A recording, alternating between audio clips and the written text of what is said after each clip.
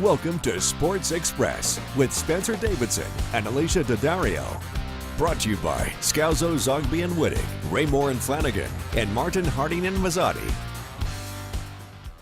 Coming up aboard the Express, the Herkimer Magicians taking on Beaver River with a trip to the Class D final on the line. Plus, the defending Class A champion Whitesboro looking to make it back to the Carrier Dome for the 4th straight year.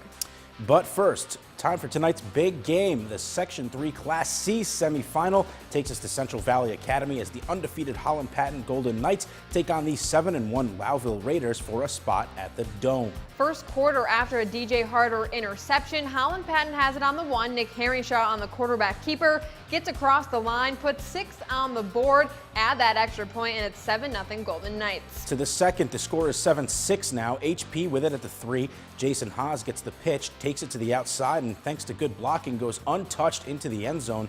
14-6 Knights. With 6 minutes to play in the half, Holland Patton back in the red zone. Haas get it the handoff, sweeping to his right. He barrels his way into pay dirt for the 5-yard score. Golden Knights with a commanding 21-6 lead. They weren't done there, though. Herringshaw from 16 yards out fakes the pitch to Haas, rolls out to his right, and with a burst of speed blows by everybody. HP up 21. Holland Patton still not satisfied. They have it on the 31. Herringshaw drops back and fires downfield where it's caught by Josh Ernst in the end zone. The Golden Knights are moving on to the Class C final at the Carrier Dome. Final score 49-28. Very nice. Hello, everyone, and welcome to Sports Express. So, a big win for Holland Patton as they punch their ticket, remain undefeated, and they're heading to the section final. What a season they're having. Yeah, it's definitely magical. The Whitesboro Warriors are also unbeaten, looking to head back to the Carrier Dome and compete for a section title for the 4th consecutive year. Unreal. To Camden High School for the Section 3 Class A semifinal matchup between Carthage and Whitesboro. The Comets strike first. Nick Cavalier rolls out of the pocket, short pass across the middle to Thomas Albright, and it's a foot race between him and Zach Britt. Albright able to cross the plane before getting tackled, and it's 7-0 Carthage. Back the other way, Joe Panuccio lets it fly and hits tall guy Tommy Morial in double coverage, beautifully executed. A few plays later, Jeff Cabino up the gut for 6, and we are knotted up at 7. Midway through the second stanza, Comets knocking at the door again. Jake Demko, I don't know if he's related to Thatcher, but leaps over the goal line for the score. That puts Carthage up for good, and Whitesboro's season comes to an end as they fall to Carthage 31-19 in the Class A semis. Stunned. Yes. Stunned right now. In Class D, Herkimer and Beaver River battled it out at Sequoia Valley High School with a trip to the Carrier Dome on the line. Less than 4 minutes into the contest, James Aiello on the run fires to Adam Green, who has the angle to outrun his defender, shakes off another as he tiptoes down the sideline until he finds pay dirt. Magicians lead 6-0.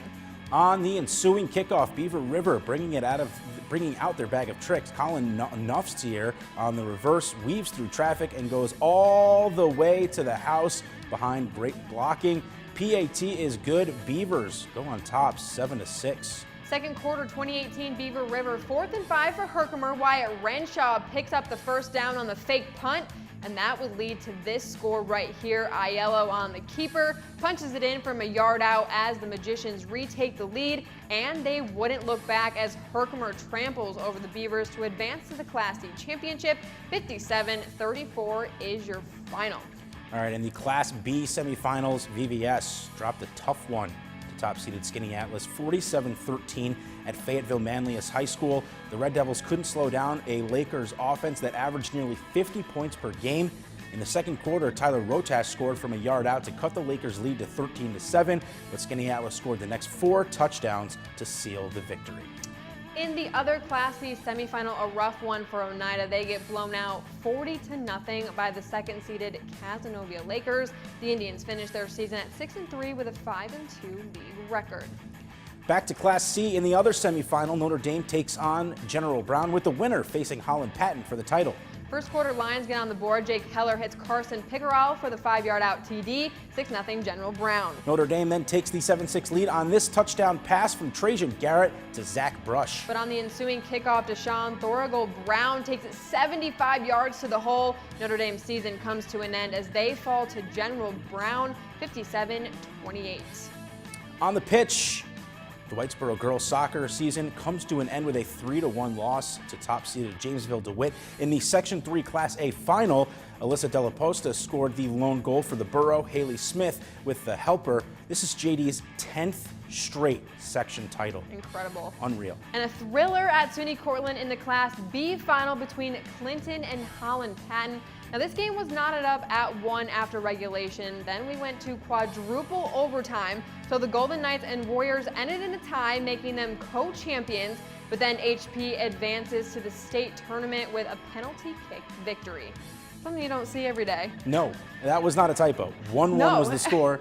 They tied. They're both champions. So congratulations to both of them. It's awesome. A great season for both. But Holland Patton is moving on to regionals with the penalty kick win. That'll do it for the first period here on Sports Express. Still plenty more to get to. Up next, we'll introduce you to our latest athlete of the week. She stuffed the stat sheet to help her team get to the Class B field hockey final. We'll meet her next.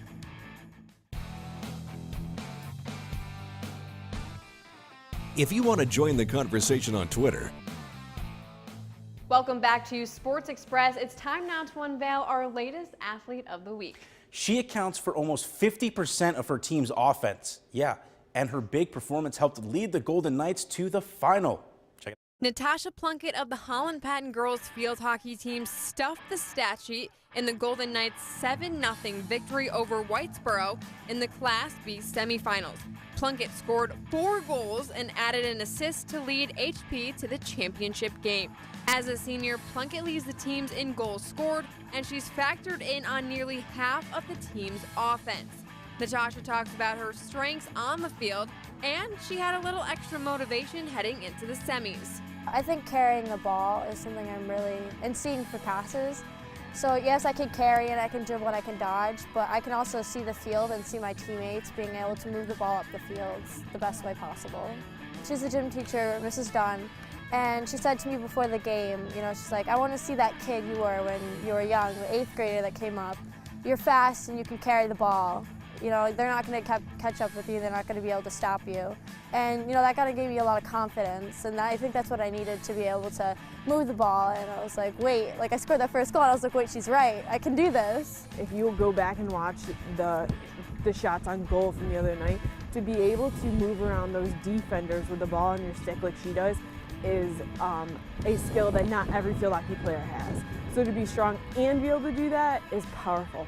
Natasha can carry the ball up and down the field and do those skills as an offensive player and a defensive player if needed. So she's a second-year varsity captain as a senior. She was voted by her team both years to lead the team, and what is great is she gets along with everybody and is able to talk to anybody in difficult situations. Her knowledge 5 years playing at the varsity level allows her to make great decisions as a player and to assist her teammates.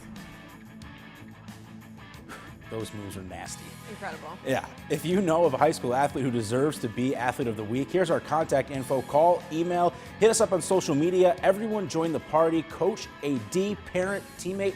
Just send us who you would like to be nominated and why. Give us some stats and a story, and we'll give you a shot.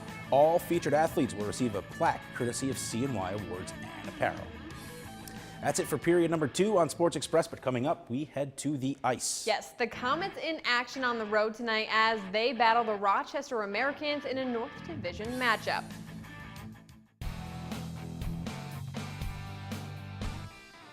for final scores and video highlights from... This is Sports Express, brought to you by Scalzo, Zogby and Wittig, Raymore and Flanagan, and Martin, Harding and Mazzotti. Welcome back aboard the Express. We go to the ice now, where the Utica Comets are coming off a loss on Wednesday to the Charlotte Checkers. Yeah, tonight they hit the road for a North Division matchup against the Rochester Americans. To the Blue Cross Arena, second matchup of the year between these two. Amerks took the first one 6-1. To the first, Rochester on the power play, working it up top. Victor Olofsson passes it to Zach Redmond, who fires the one-timer 5-hole on Richard Bachman. It's 1-0 Amerks. In the second, Kevin Porter is sprung on a breakaway. Bachman comes way out for the poke check. Porter just steps around him and puts it in the empty net. Amerks increase their lead to 2. Final frame, Rochester on the attack again. Shot from the point gets blocked. The puck goes to William Borgen, who risked it toward the net, tipped in front by Danny O'Regan and in. Rough one for the Comets tonight. They get shut out, losing this one 4-zip. Ouch. The Utica College men's hockey team dropped its season opener to Adrian College 3-1 tonight at the Adirondack Bank Center. The Pioneers got on the board in the middle frame thanks to freshman Tyler Dill, whose first collegiate goal broke the scoreless tie, but a 3-goal third period lifted the Bulldogs to a victory.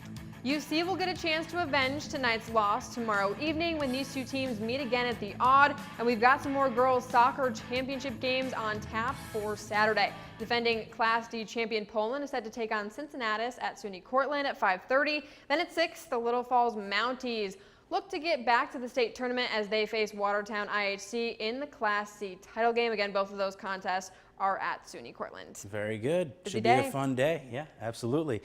That'll do it for us. We'll see you back here next Friday night for another edition of Sports Express.